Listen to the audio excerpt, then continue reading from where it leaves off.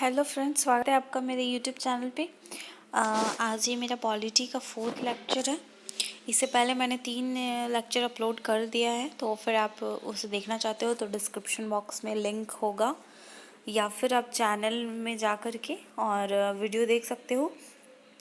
अब प्लीज़ अपना सपोर्ट दीजिए। आप लोग सपोर्ट नहीं कर रहे तो मुझे भी थोड़ा मोटिवेशन नहीं मिल रहा है, इसलिए। बट फिर भी मैं अब सोची कि आप लोग सपोर्ट करोगे ही, तो इसलिए मैं सोची कि अब वीडियो कंटिन्यू करूँगी। 2-3 दिन थोड़ा मैं आउट ऑफ स्टॉक मतलब आउट ऑफ स्टेशन थी, इसलिए मैं वीडियो अपलोड नहीं कर पाई। इससे पहले मैंने इसका 4th लेक्चर एक बार मैं बना चुकी इसका जुडिशरी पे, बट वो उसमें कुछ टेक्निकल इश्यू हो गया, इसलिए फिर वो वीडियो मुझे नहीं अपलोड मैं कर पाई। तो भी फिर से मैं वीडियो बना रही हूँ। ये देखिए आप, ये जुडिशरी पे मैंने देखिए हाईलाइट कर लिया है, क्योंकि मैं वीडियो पूरा बना चुकी थी, बट फिर कुछ टेक्निकल इश्यू हो गया, तो फिर से मुझे मतलब वीडियो बनाना पड़ रहा है। तो कोई बात नहीं, मैं आप लोग के लिए हार्ड वर्क करने के लिए रेडी हूँ, बस आप लोग अपना सपोर्ट बनाए रखें। तो ये आज हम जुडिशरी पे ये हमारा 4th टॉपिक होगा, और ज़्यादा नहीं है, अब 2-3 वीडियो में आपका ये पॉलिटी कंप्लीट हो जाएगा। उसके बाद मैं इकोनॉमिक्स का स्टार्ट कर दूँगी, या फिर मैं सोच रही हूँ कि इकोनॉमिक्स का भी एक मैं डाल दूँ और एक पॉलिटी का डाल दूँ। आप जैसा भी हो आप लोग कमेंट करके बताइएगा मुझे, ओके। तो फिर ये मैं पॉलिटी का जो आज 4th लेक्चर है उसको शुरू करती हूँ। तो जुडिशरी पे है हमारा, तो फर्स्ट टॉपिक है न्यायालय की अवमानना, कंटेम्प्ट ऑफ कोर्ट, ओके। तो उच्चतम न्यायालय ने भारत के मुख्य न्यायाधीश, ठीक है, मुख्य न्यायाधीश को लक्षित करते हुए सोशल मीडिया पर टिप्पणी की के संदर्भ में अधिवक्ता सक्रियतावादी प्रशांत भूषण को न्यायालय के अवमान में दोषित करार दिया। मतलब क्या है कि सुप्रीम कोर्ट जो है, सुप्रीम कोर्ट ने वर्तमान में जो मुख्य न्यायाधीश है भारत के, उनको लक्षित करते हुए कहा कि एक सोशल मीडिया में उनके बारे में मतलब कि गलत टिप्पणी की गई है। प्रशांत भूषण जो है उनके द्वारा, अधिवक्ता हैं वो, तो इस प्रशांत भूषण पे अवमानना के वो दोषी है, ठीक है। तो ये अवमानना वाला जो केस है उसमें एक मूलगांवांकर, ठीक है, सिद्धांत है। इसमें क्या कहा गया कि उच्चतम न्यायालय के निर्णय के विरुद्ध आलोचना करने वाले मामले में प्रशांत भूषण के अधिवक्ता ने मूलगांवांकर सिद्धांत के आधार पर न्यायालय से संयम बरतने को कहा, ठीक है। ये मामला क्या है, एस मूलगांवांकर बनाम अज्ञातवाद 1978। तो इस टाइम ये वाद चला था। एक ऐसा ये मामला है जिसके कारण अवमानना के विषय पर एक ऐतिहासिक निर्णय सुनाया गया था, ठीक है। 2:1 बहुमत से हुआ, ठीक है। न्यायालय ने मूलगांवांकर, इंडियन एक्सप्रेस के वो उस टाइम के संपादक थे, को अवमानना का दोषी नहीं ठहराया, जबकि उसी पीठ ने यह कार्यवाही शुरू की थी, ठीक है। अवमानना संबंधित अधिकारिता का पालन करने में सावधानी बरतने के लिए परामर्श को मूलगांवांकर सिद्धांत कहा जाता है। तो आप ये मूलगांवांकर सिद्धांत को याद रखिएगा, इम्पॉर्टेंट हो गया है इस बार के लिए। न्यायालय की अवमानना क्या है, ठीक है।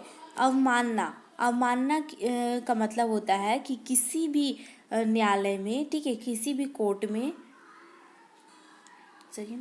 किसी भी कोर्ट जो है हमारा, कोर्ट में उसकी गरिमा, ठीक है, या प्राधिकरण के प्रति अगर कोई भी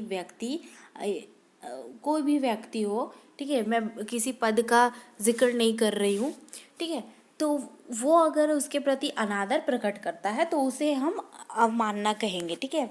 इस प्रावधान का औचित्य यह है कि न्यायालय को एक सुनियोजित हमलों से संरक्षित प्रदान करना, ठीक है। नहीं तो इसका ये सब दुरुपयोग करके न्यायालय पे मतलब सुनियोजित हमला करेंगे पहले से, मतलब कि नियोजित करके फिर न्यायालय पे हमला करेंगे, तो उससे संरक्षण प्रदान करता है ये, ठीक है, न्यायालय को, जो उसके प्राधिकरण को कम करते हैं, ठीक है, प्राधिकार को, उनकी सार्वजनिक छवि को कलंकित करते हैं तथा जिनसे न्यायालय की निष्पक्षता में जनता के विश्वास का लोप हो सकता है, ठीक है।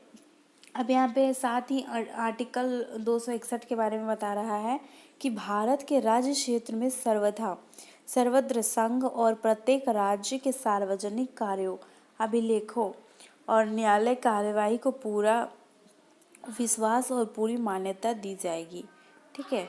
ये न्यायालय की अवमानना है, क्या है, कब होता है, कैसे होता है, ठीक है, तो उसके बारे में है। तो ये क्या है न्यायालय की अवमानना? न्यायालय की गरिमा या प्राधिकरण का अनादर करने के अपराध को संदर्भित करता है, ठीक है। जो भी कोर्ट है उस पे अगर कोई भी उसकी गरिमा या उसके प्राधिकरण का अनादर करता है तो उस अपराध को हम लोग ये कहेंगे अवमानना। इसके संवैधानिक कुछ ये है, तो आर्टिकल 261 है, इसमें कहा गया है कि न्यायालय कार्यवाही को पूरा विश्वास और पूरी मान्यता दी जाएगी, ठीक है। और फिर आर्टिकल 19 सब आर्टिकल 2 युक्ति युक्त प्रतिबंध है, ठीक है। फिर आर्टिकल 129 और 215 है, इसमें क्या है कि न्यायालय की अवमानना के लिए दंड की क्रमशः उच्चतम न्यायालय और उच्च न्यायालय को शक्ति है, ठीक ना। और आर्टिकल 142 इसमें क्या है कि अवमानना के लिए दंडित करने या किसी व्यक्ति की अनुपस्थिति सुनिश्चित करने की सुप्रीम कोर्ट की शक्ति, ठीक है। आगे है कि विधिक प्रक्रिया कैसा होगा, तो ये न्यायालय अवमानना अधिनियम 1971, ठीक है। यह अधिनियम न्यायालय की अवमानना को परिभाषित करता है क्योंकि संविधान इसे परिभाषित नहीं करता है, ठीक है। तो ये लाइन आप एकदम रट लेना कि अवमानना को संविधान ने परिभाषित नहीं किया है, ठीक है, मतलब न्यायालय ने इसे परिभाषित किया है न्यायालय अवमानना अधिनियम 1971 के तहत, ठीक है। बहुत सारा क्वेश्चन ऐसा आता है कि आपको पूछ लेता है कि ये टर्म संविधान में परिभाषित है कि नहीं है, तो फिर आप उस क्वेश्चन में ये मतलब ऐसा क्वेश्चन बहुत बार पूछ चुका है यूपीएससी, इसलिए आप इसे याद रखना, ठीक है ना। न्यायालय के किसी निर्णय, डिक्री, आदेश या आदेशिका की जानबूझकर अवज्ञा को सिविल अवमानना की संज्ञा दी गई है, ठीक है। दंडिक अवमानना की स्थिति, न्यायालय को कलंकित करना, हस्तक्षेप करने या हस्तक्षेप की प्रवृत्ति दिखाना, इस टाइप में 6 माह का जो कारावास हो सकता है, 2000 रुपये जुर्माना लग सकता है। कथित अवमानना की शक्ति के 1 वर्ष बाद अवमानना की कार्यवाही शुरू नहीं की जा सकती, ठीक है। अपवाद इसका कुछ होगा, जैसे कि राइट टू इंफॉर्मेशन एक्ट जो है हमारा, तो वो भी अपवाद में ही जाएगा, ठीक है। तो जैसे कि न्यायिक कार्यवाही की निष्पक्षता और सटीक रिपोर्टिंग चाहिए, तो उस टाइम जब मांग सकते हैं उससे न्यायालय से हम लोग, ठीक है। न्यायालय की योग्यता के संबंध में निष्पक्ष आलोचना की जा सकती है उस टाइम। केवल न्यायाधीशों पर गलत तरीके से अपमानजनक टिप्पणी, ठीक है। कार्यवाही में हस्तक्षेप करने की प्रवृत्ति नहीं होना। और इस वर्ष 2006 में संशोधन यदि ऐसी लोकहित में किया गया हो जो सत्य रूप में प्रस्तुत हो, ठीक ना। अब मैं नेक्स्ट, ये हमारा टॉपिक एक हो गया न्यायालय की अवमानना। अब ये नेक्स्ट टॉपिक है हमारा उच्चतम न्यायालय के न्यायाधीश के विरुद्ध, ठीक है, आरोप की जांच करने के लिए तंत्र, ओके। तो क्या है कि हाल में आंध्र प्रदेश के मुख्यमंत्री ने भारत के मुख्य न्यायाधीश को पत्र लिखा था कि उच्चतम न्यायालय के एक पदस्थीन न्यायाधीश के विरुद्ध कदाचार की शिकायत की गई है, ठीक है। तो विगत कुछ वर्षों में किसी न्यायाधीश के विरुद्ध लैंगिक उत्पीड़न, दुर्व्यवहार या अक्षमता के साथ साथ कदाचार के मामले की जांच के लिए 3 प्रमुख तंत्र स्थापित की गई है, ठीक है।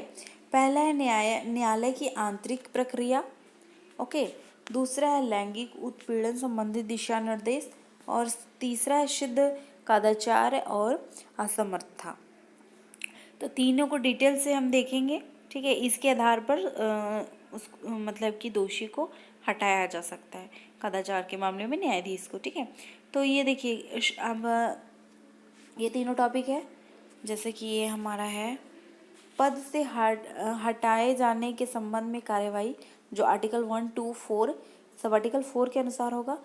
फिर एक न्यायालय की आंतरिक प्रक्रिया जो होती है वो है, और उच्चतम न्यायालय के लैंगिक उत्पीड़न वाला, ठीक है। ये सिद्ध कदाचार और असमर्था वाला हो जाएगा सबसे फर्स्ट, ये सिद्ध कदाचार वाला हो जाएगा, ये लैंगिक उत्पीड़न वाला, और ये मतलब कि न्यायालय की आंतरिक प्रक्रिया। अब देखिए कि शिकायत कौन दर्ज कर सकता है इन जगहों पे, ठीक है। ये तीनों मतलब कि हमने तो देख लिया कि ये तीन जगह पे हम मतलब ये तीनों न्यायालय में न्यायाधीश को जो होता है कदाचार के मामले में हटाते हैं। लेकिन ये शिकायत कौन दर्ज करता है, तो किसी न्यायालय की सिद्ध कदाचार या असमर्थता के आरोप में लोकसभा में कम से कम 100 और राज्यसभा में कम से कम 50 सदस्यों का हस्ताक्षरित नोटिस के आधार पर शिकायत दर्ज की जा सकती है, ठीक है। मतलब कि लोकसभा में आपको याद रखना है 100 और 50 राज्यसभा में अगर हस्ताक्षर करके नोटिस दे देते हैं तो वो फिर प्रक्रिया आगे की शुरू होगी कि जो न्यायाधीश पे आरोप लगा है उसकी जांच होगी, उसके बाद उसे हटाया जाएगा। न्यायालय की आंतरिक प्रक्रिया क्या है, कदाचार किसी भी व्यक्ति के द्वारा, शिकायत किसी भी व्यक्ति के द्वारा किया जा सकता है। और ये न्यायालय लैंगिक उत्पीड़न विनिमय 2003 सेक्सुअल हरासमेंट रेगुलेशन, ठीक है, सुप्रीम कोर्ट का 2003, ये किसी भी महिला द्वारा लैंगिक उत्पीड़न की लिखित शिकायत दर्ज की जा सकती है, ओके। अब देखिए व्यक्ति जिनके पास शिकायत दर्ज करवानी है, शिकायत कौन दर्ज करेगा, वो कराएगा, ये तो समझ में आ गया। अब किसके पास कराना है, तो इसमें जो हमारा कदाचार वाला है इसमें क्या है कि संसद के पीठासीन अधिकारी के पास कराना है, ठीक है। जैसे लोकसभा में 100 मेंबर्स ने एक नोटिस पे 100 मेंबर्स ने एक नोटिस पे साइन करके सबने, और फिर ये इसे देना होगा इनको अध्यक्ष के पास, ठीक ना, अध्यक्ष के पास ये देंगे। और इसमें क्या है कि इसमें कोई भी व्यक्ति, ठीक है, कोई भी व्यक्ति शिकायत कर सकता है, और शिकायत जो करेगा वो या तो सीजेआई के पास या फिर प्रेसिडेंट के पास, ठीक है ना। और थर्ड जो है लैंगिक वाला, वो कोई भी महिला कर सकती हैं जिन जो उस टाइप से पीड़ित हो। लिंग संवेदीकरण और आंतरिक शिकायत समिति के पास ये शिकायत दर्ज करानी होती है, जिसको हम शॉर्ट में GSICC कहेंगे, ठीक है ना। प्रारंभिक जांच, अब जांच शुरू कहाँ से होगा, तो यदि नोटिस उचित प्रारूप में है, ठीक है, तो पीठासीन अधिकारी एक 3 सदस्यीय समिति का जांच समिति का गठन करेंगे, ठीक ना। पीठासीन अधिकारी ही जांच समिति का गठन करेंगे। और इसमें क्या है कि सीजेआई यह निर्धारित करता है कि शिकायत आधारहीन है या गंभीर है, ठीक है। सीजेआई पहले ये निर्धारित करेंगे, उसके बाद सीजेआई को यह समाधान हो जाता है कि शिकायत में गंभीर कदाचार या अनुचित व्यवहार का मामला शामिल है, तो वह संबंधित न्यायाधीश को प्रक्रिया हेतु निर्दिष्ट करेंगे, ठीक है। उसके बाद प्रक्रिया और सहायक सामग्री के आधार पर यदि सीजीआई इस निष्कर्ष पर पहुंच जाता है कि शिकायत की गहन जांच की आवश्यकता है, तो वो फिर एक जांच समिति का गठन करेंगे। ये भी 3 सदस्यीय जांच समिति होगा, ओके। अब ये GSICC के पास तो हम समझ गए कि वहाँ पे कोई भी महिला जा कर के शिकायत दर्ज करवा सकती हैं। फिर क्या होगा कि GSICC इस संदर्भ में संतुष्ट हो जाता है, ठीक है, कि शिकायत वास्तविक है, तो वह 3 सदस्यीय मतलब कि उप समिति, आंतरिक उप समिति का गठन करेगा। मतलब 3 सदस्य तीनों में होंगे, ठीक है। और अगर मामला ये पता चल जाता है कि हाँ सही है, तो फिर ये जांच समिति का गठन होगा, ठीक है। यहाँ पे है 3 सदस्य का। अब इसके आगे है कि जांच समिति की संरचना। अब जांच समिति की संरचना तो कैसी होगी, ये है। तो समिति में उच्चतम न्यायालय के मुख्य न्यायाधीश या एक न्यायाधीश या किसी उच्च न्यायालय के मुख्य न्यायाधीश और एक परंपरागत अधिवक्ता। ठीक है, जैसे कि सुप्रीम कोर्ट का होगा एक, या तो CJI या फिर एक अन्य न्यायाधीश। ठीक है, और फिर इसमें क्या होगा कि सेकंड मेंबर हमारा हो जाएगा, सेकंड मेंबर वो हो जाएगा हाई कोर्ट का, या तो चीफ जस्टिस होगा या फिर कोई जस्टिस। ठीक ना, ये हो गया 2 मेंबर। और तीसरा जो मेंबर होगा इसमें एक परंपरागत अधिवक्ता होगा। ठीक है, विधि वेता होगा। ओके, तो 3 मेंबर्स इसमें होंगे, एक सुप्रीम कोर्ट से, एक हाई कोर्ट से और एक परंपरागत विधि वेता। ठीक है, ये 3 मेंबर हो गए, 1 2 और 3।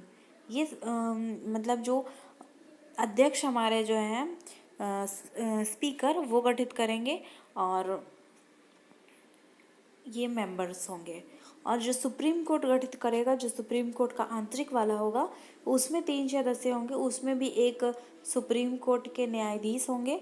ठीक है, दूसरा होंगे हाई कोर्ट के 2 मुख्य न्यायाधीश, मतलब अन्य 2 हाई कोर्ट के 2 मुख्य न्यायाधीश, चीफ जस्टिस। ठीक है ना, 2 हाई कोर्ट के।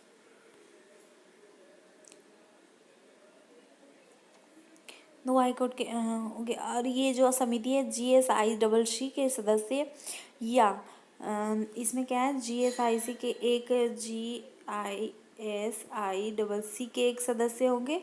ठीक है, और दूसरा जो नामित व्यक्ति एक होंगे।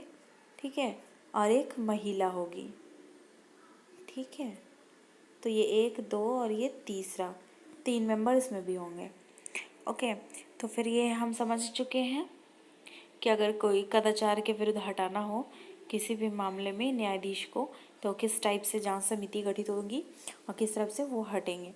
अब ये हमारा ई लोक अदालत। ठीक है, तो ई लोक अदालत देख लीजिए सुर्खियों में क्यों रहा, क्योंकि क्या है कि महामारी के कारण उत्पन्न विभोक्षपूर्ण अवधि में न्यायिक सेवा प्राधिकरण ने वर्तमान स्थिति के साथ स्वयं को रचनात्मक रूप से अनुकूलित करने हेतु लोक अदालत में वर्चुअल प्लेटफॉर्म आयोजित किया, जिसे ऑनलाइन लोक अदालत या ई लोक अदालत कहते हैं। ठीक है, कहा गया है।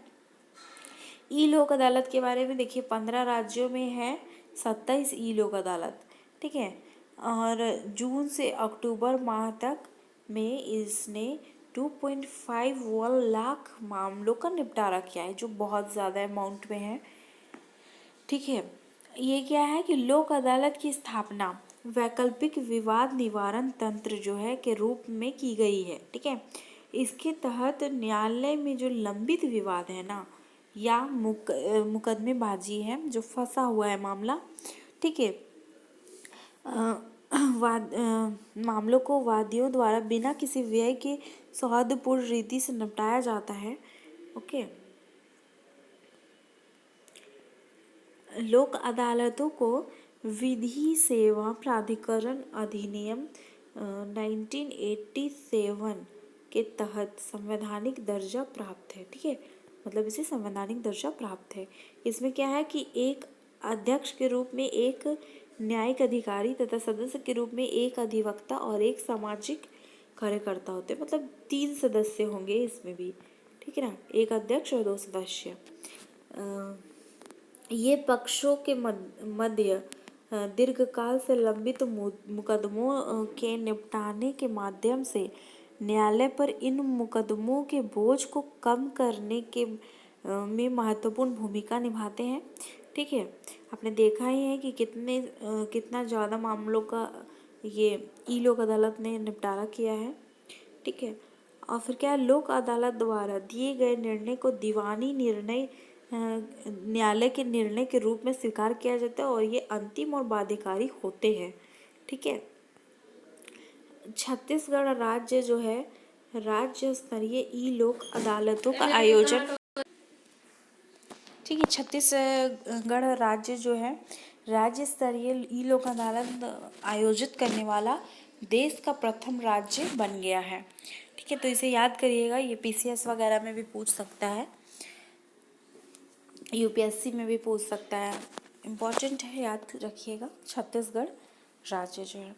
वैकल्पिक विवाद समाधान, अल्टरनेटिव डिस्प्यूट रेजोल्यूशन, ठीक है। हाँ, तो अल्टरनेटिव डिस्प्यूट रेजोल्यूशन तंत्र जो है उसके बारे में।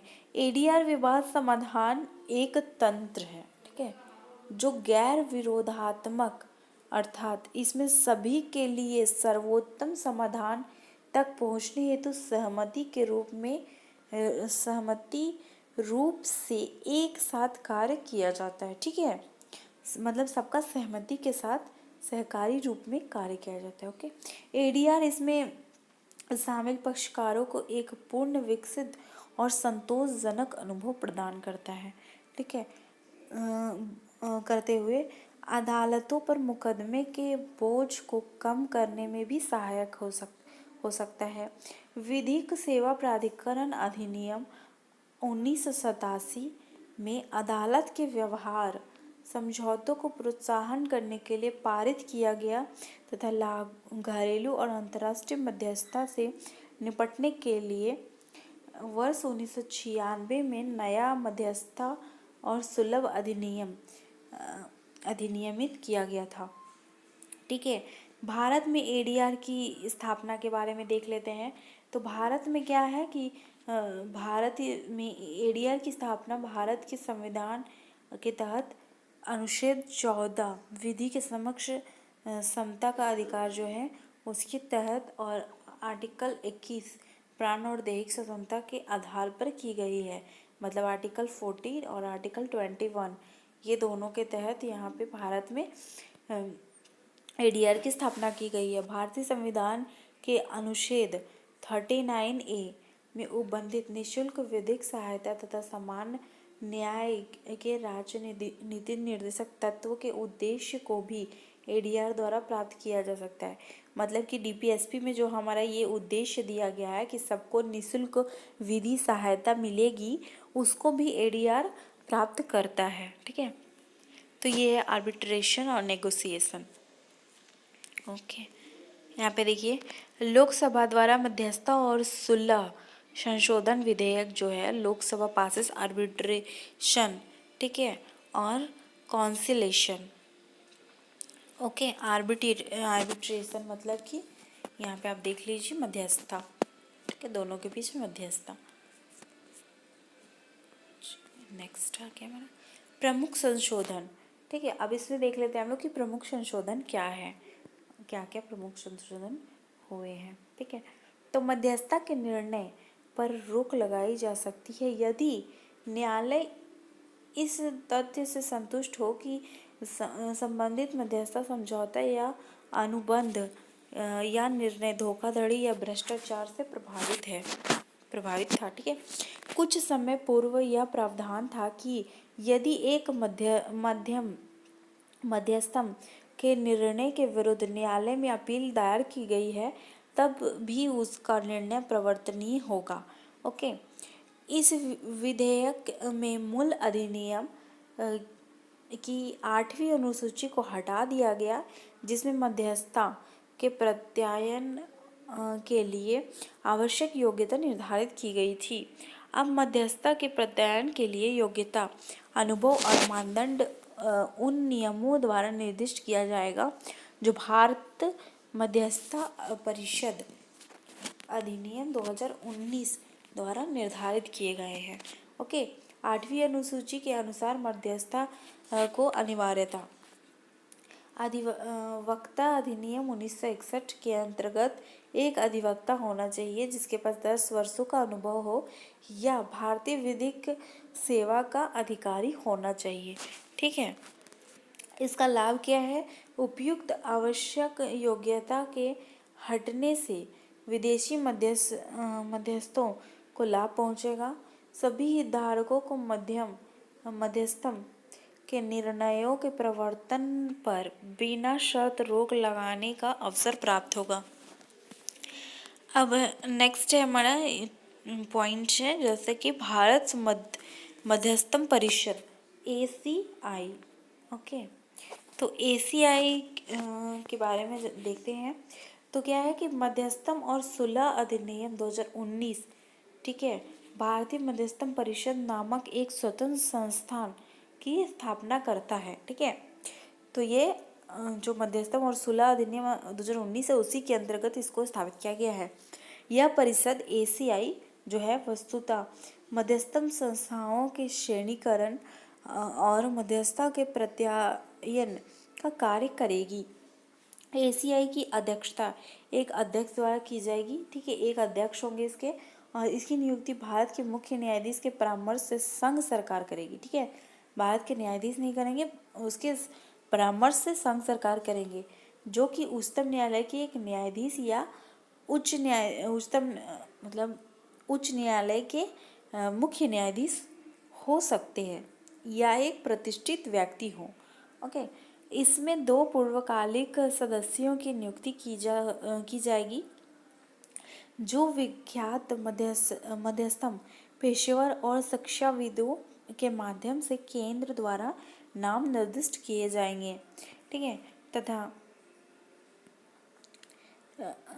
वाणिज्य और उद्योग के किसी मान्यता प्राप्त निकाय के एक प्रतिनिधि को अंशकालिक सदस्य के रूप में चक्रीय आधार पर एसीआई के अध्यक्ष के परामर्श से केंद्र सरकार द्वारा नियुक्त किया जाएगा।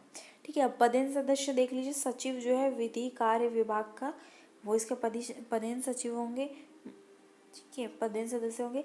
और सचिव व्यय विभाग के होंगे, वो भी इसका पदेन सदस्य होंगे। और मुख्य कार्यकारी अधिकारी जो है एसीआई के, वो भी इसके पदेन सदस्य हैं। ठीक है, मतलब इन्हें इलेक्ट करने की जरूरत नहीं, ये सदस्य ही रहेंगे। ठीक है, सिंगापुर कन्वेंशन ऑन मीडिएशन लागू हो गया है। ठीक है, ये क्या है? यह convention United nation convention on international settlement agreement resulting for mediation के रूप में भी जाना जाता है। सिंगापुर के नाम पर प्रथम संयुक्त राष्ट्र संधि है। यह कन्वेंशन मध्यस्थता से व्युत्पन्न अंतर्राष्ट्रीय समाधान समझौता पर लागू होता है। ठीक है, किसी वाणिज्य विवाद को हल करने के लिए पक्षकार देशों द्वारा इसे संपन्न किया जाता है। ठीक है, इसके तहत व्यवसाय पक्ष उन देशों के न्यायालयों में प्रत्यक्ष याचिका दायर करते हुए सीमा पार मध्यस्थता समाधान समझौता के प्रवर्तन की मांग कर सकते हैं। ठीक है, जिन्होंने उपयुक्त संधि पर हस्ताक्षर किया है और इसकी अभिपुष्टि की गई है। वर्तमान में इस कन्वेंशन में भारत, चीन, संयुक्त राष्ट्र अमेरिका और 53 हस्ताक्षर देश सम्मिलित हैं। ठीक है, कन्वेंशन का महत्व क्या है कि विवादित पक्षों सीमा पार विवाद समाधान समझौतों का सुगमतापूर्वक प्रवर्तन व उपयोग अंतर्राष्ट्रीय व्यापार और वाणिज्य को सुविधाजनक बनाने में सहयोग प्रदान करेगा। ठीक है, और क्या है कि सीमा पार विवाद के निपटान हेतु मुकदमेबाजी और विवाचन के स्थान पर एक वैकल्पिक विवाद समाधान एडीआर विकल्प के रूप में मध्यस्थता के अनुपालन से व्यवसायों को लाभ प्राप्त होगा। इस कंपनियों के समय और कानूनी लागत से बचत होगी। ठीक है, भारत के लिए लाभ क्या होगा? शीघ्र मध्यस्थता समाधान के अनुपालन में व्यापार करने में सुगमता, संबंधित विश्वसनीयता में वृद्धि होगी तथा एडीआर में संबंध अंतर्राष्ट्रीय प्रावधानों के अनुपालन संबंधित भारतीय प्रतिबद्धता की और विदेशी निवेशकों को आकर्षण करने में सहायता होगी, मतलब निवेश भी इससे बढ़ेगा। ठीक है, अन्य सुर्खियां देख लेते हैं। अन्य सुर्खियां, ये सब भी छोटा रहता है बट बहुत इम्पोर्टेंट रहता है। जैसे कि न्याय बंधु क्या है कि न्याय विभाग जो है उसके द्वारा 26 नवंबर 2020 को न्याय बंधु एप्लीकेशन लॉन्च किया गया। यह एक iOS वर्जन है। ठीक है, और उमंग प्लेटफॉर्म पर इसका शुभारंभ किया गया।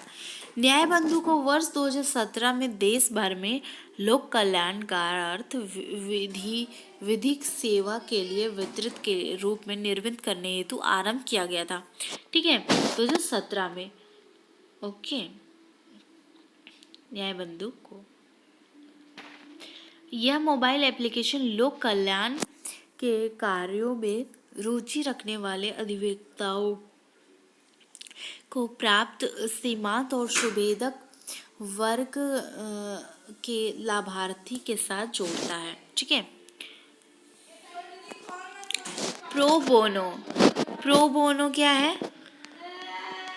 प्रो बोनो लोक कल्याणार्थ प्रो बोनो सेवाओं से तात्पर्य उन लोगों को मुफ्त में या न्यूनतम लागत पर विधिक सहायता प्रदान करना करते हैं जो धन के अभाव में अपना प्रतिनिधित्व कर पाने में असमर्थ होते हैं।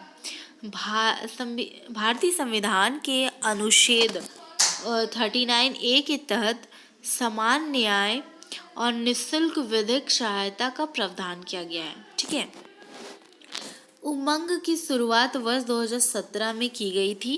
ठीक है, इसे नागरिकों के मोबाइल फोन पर सरकार की उपलब्धता सुनिश्चित कराने के लिए एक वृहद लक्ष्य के साथ प्रमुख कार्यकारी सेवाओं को एक एकल मोबाइल ऐप पर उपलब्ध कराने हेतु लॉन्च किया गया था।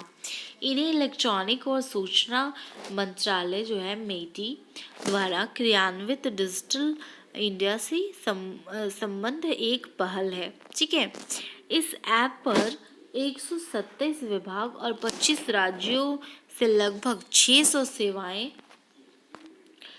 तथा लगभग 180 सुविधाओं का बिल भुगतान सेवाएं उपलब्ध है। ओके, मतलब कि अगर आपको किसी चीज़ का बिल भुगतान करना है तो वो भी उपलब्ध है। इलेक्ट्रॉनिक और सूचना विभाग मंत्रालय जो है मेटी द्वारा उमंग ऐप पर मौसम विभाग की 7 सेवाओं को लाया गया है। इन सेवाओं में सम्मिलित है वर्तमान मौसम पूर्वानुमान और पर्यटन पूर्वानुमान। ठीक है, अब ये हमारा नेक्स्ट टॉपिक है बंदी प्रत्यक्षीकरण याचिका। तो ये आप अच्छे से देख लेना, बस इसका हल्का सा आप समझ जाओगे तो समझ में आ जाएगा। और ये क्वेश्चन इम्पॉर्टेंट रहते हैं क्योंकि ऐसा क्वेश्चन पूछा जाता है यूपीएससी में।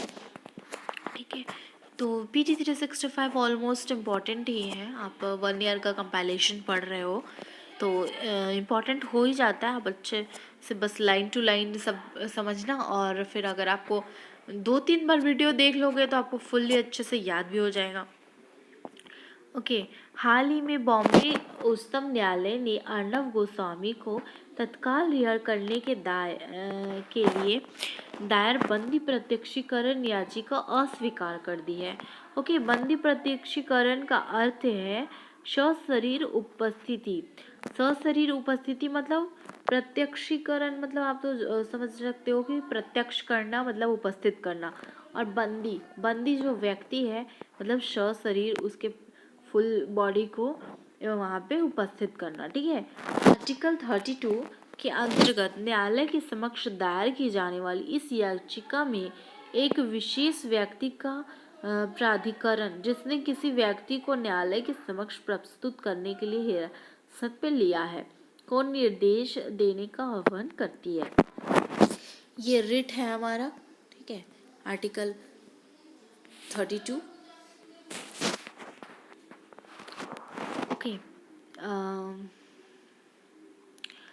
को निर्देशित करती है।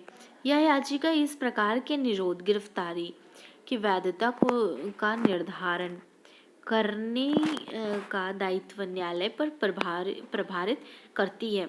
बंदी प्रत्यक्षीकरण रिट जो है वो वस्तुतः मनमाने ढंग से की गई गिरफ्तारी के विरुद्ध व्यक्तिगत स्वतंत्रता की रक्षा करने का एक साधन है। इसे सार्वजनिक प्राधिकरणों के साथ साथ निजी व्यक्तियों के विरुद्ध भी जारी किया जा सकता है। ओके, सौदा अभिवाक। ये सौदा अभिवाक क्या है? Plea bargaining. यह एक अल्प गंभीर अपराध के संबंध में दोषी पाए जाने वाले उस अपराध के लिए विधि द्वारा निर्धारित दंड की तुलना में कम दंड के लिए आयोजित पक्ष के साथ वार्ता करने वाले अपराधीकृत के आरोपी को संदर्भित करता है। ठीक है, भारत में इसे वर्ष 2006 में एक संशोधन के माध्यम से दंड प्रक्रिया में शामिल किया गया, सीआरपीसी में। ओके, यह प्रक्रिया केवल अभियुक्त एक्यूज द्वारा प्रारंभ की जा सकती है। ठीक है, मृत्युदंड, आजीविका कारावास या 7 वर्ष से अधिक के कारावास के दंड की उपस्थिति में इसका उपयोग नहीं किया जा सकता। ओके,